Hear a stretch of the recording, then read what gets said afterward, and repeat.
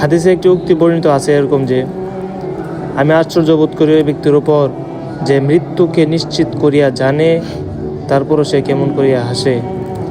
আমি আশ্চর্য বোধ করি ওই ব্যক্তির উপর যে তাকদীরে বিশ্বাস রাখে, অথচ সে জিনিস হারাইয়া গেলে সে আফসোস করে। আমি আশ্চর্য বোধ করি ওই ব্যক্তির উপর যে আল্লাহকে জানে, তবুও সে অন্যের আলোচনা করে। আমি আশ্চর্য বোধ করি ওই ব্যক্তির উপর যে জান্নাতের খবর রাখে, তবুও সে দুনিয়ার কোনো জিনিসের প্রতি শান্তি লাভ করে। আমি আশ্চর্য বোধ করি ওই ব্যক্তির উপর যে শয়তানকে দুশমন বলিয়া জানেও তবুও তাহার অনুগত্য করে। দুনিয়ার জীবন একদিন শেষ হয়ে যাইবে, কিন্তু আখিরাতের জীবন চিরস্থায়ী। দুনিয়ার জীবনে কোনো শান্তি নাই, আখিরাতের জীবনে চিরস্থায়ী শান্তি।